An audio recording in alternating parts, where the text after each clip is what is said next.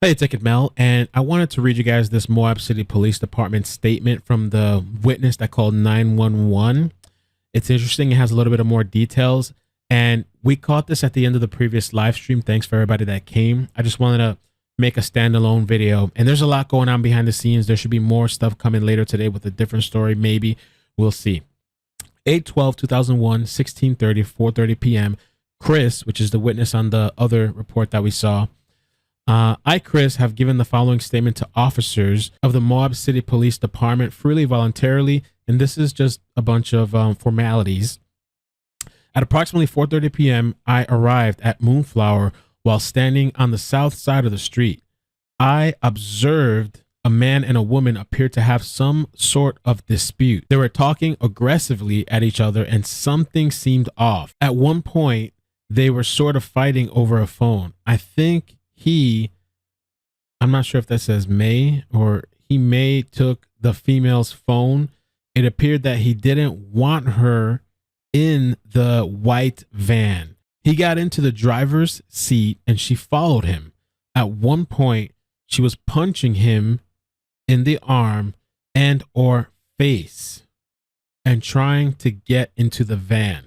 At one point, she was punching him in the arm and or face and was trying to get into the van. She eventually climbed in or over him and over to the passenger seat. I heard her say, "Why do you have to be so mean?" I wasn't sure how serious this was. It was hard to tell if they were sort of play fighting, but from my point of view, something definitely didn't seem right. It was as if the guy was trying to leave her and maybe take her phone, ? Not sure, but wanted to help out. I noticed another person had called this in, and as I left the store, I noticed the police officer and gave him my contact info. And this was on 8/12/2021. Now, I have to say, and Momo brought this up to me because we looked over the document together. It somewhat seems contradictory to the 911 call, because the 911 call is that the fiance seen Brian slapping and hitting her. So check this out. You guys comment below what you think about this. It seems to be a contradiction from what we just read. County Sheriff's Office. Were you able to get a description of the intoxication? Hi, can you hear me, sir? Yeah, I can hear you. Hi, I'm calling. I'm right on the corner of Main Street by Moonflower, and we're driving by, and I'd like to report a domestic dispute. Florida with the white van, Florida license plate, white land, gentleman, Where's it at? 5'6" beard. They just drove off. They're going down Main Street. They made a right onto Main Street from Moonflower. Or what were they doing? Cooperative, but what'd you say? What were they doing? We drove by, and the gentleman was slapping the girl. He was slapping her? Yes, and then we stopped. They ran up and down the sidewalk. He proceeded to hit her, hopped in the car, and they drove off. Now, I don't know. Maybe this was two different people that saw what was going on, because in the report it says another person called 911. You know, was this both Chris, or were these two different? Like, Chris was the person in the report, and Chris did call 911, but somebody else also called. I don't know. Either way, it seems to be a little bit contradictory. And I thought that report was pretty significant. We covered it at the end of the last live stream. And that live stream from earlier, it was jam-packed with information right from the start. So if you go check it out, you're going to get a lot of details, things that we crossed off, things that we talked about, all the updates. John Walsh, the supposed sighting that now, which I wanted to talk to you about again, just to reiterate and put it out. To be clear, this statement is from county regarding the photo from earlier. This has nothing to do with what happened in Northport, okay? So this photo here, county sheriff says they did an extensive search that took place in the area this picture was taken, including a search by drone. They say no one and nothing of note was located.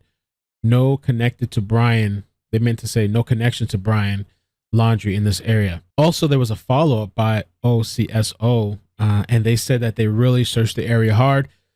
It says they did its due diligence in response to this report and is wrapping up an extensive search that took place in this area to also include nearby farmlands and a search by drone.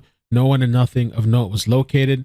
There are no known possible past or current connections between Laundrie and anyone in this area. So they're clearing up I'm glad that they're doing this. They're super direct, when things are happening and posting it. Not that it's a bad thing if people believe they saw somebody, go and report it. But I'm glad that they're just cutting things quick. And if anything new of significance develops, we'll share. One last thing from Brian Enton, and they're at the Carlton Reserve. They're still searching there today. The weather is pretty nasty. Over there, it looks kind of bad. Down here in South Florida, it's super rainy, thundering, just all day long raining. But check this out. Sorry about the live stream. There's just not enough cell phone service out here. But this is Carlton Reserve. It's really, really massive. 24,000 acres. They've really zeroed in though on this area over near Venice, Florida. We're not sure why, but they've zeroed in on this area today where they're searching for Brian Laundrie. Not sure if it's something that they found out from the search warrant or from the parents that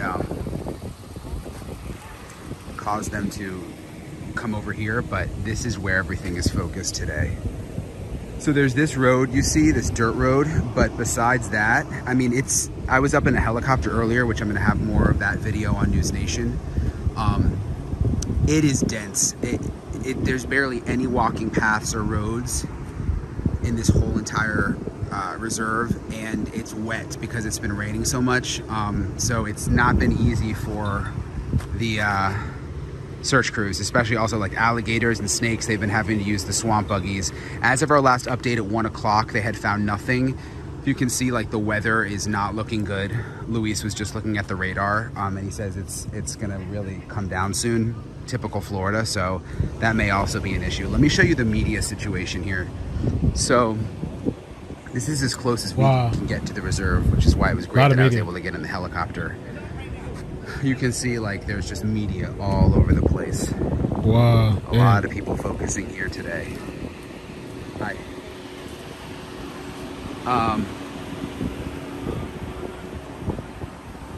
So we're basically waiting out here now to see if they find anything today. Other big developments I posted. A lot of people have been tweeting me that picture from the camera, like the hunting camera. That sort of grainy black and white photo. The sheriff in Okaloosa County, Florida, confirmed that they did an Okaloosa, is that how you say it? investigation, Okay. and they didn't find anything in that area, and that Brian Laundrie has no connection to that area. We just got that confirmed a few minutes ago. So that was kind of a big development. We'll have a full wrap up of the day. We'll have video from the chopper.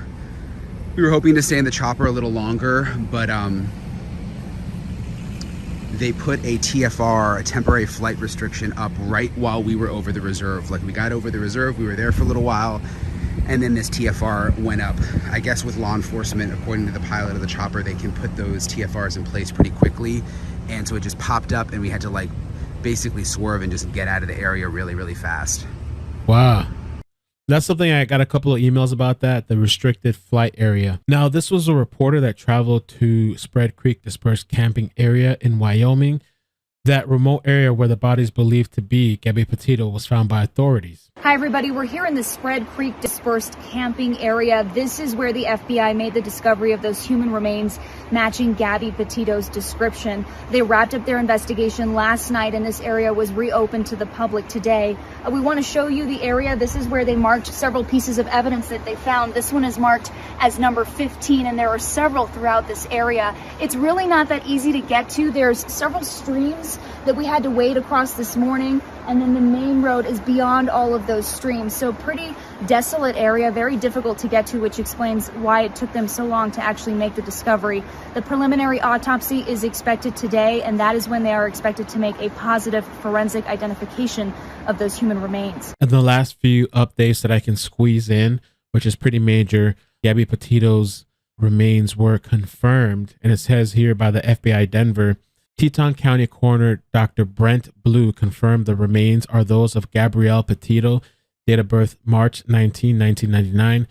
Coroner's Blue initial determination for the manner of death is homicide. The cause of death remains pending final autopsy results. The FBI is also seeking information from anyone who utilized the Spread Creek Dispersed camping area between the dates of August 27th through the 30th, 2021. who may have had contact with Miss Petito or Mr. Laundrie, or may have seen their vehicle. Thanks for watching. Appreciate it. Hit the like button, subscribe, turn on the bell, all notifications. Peace.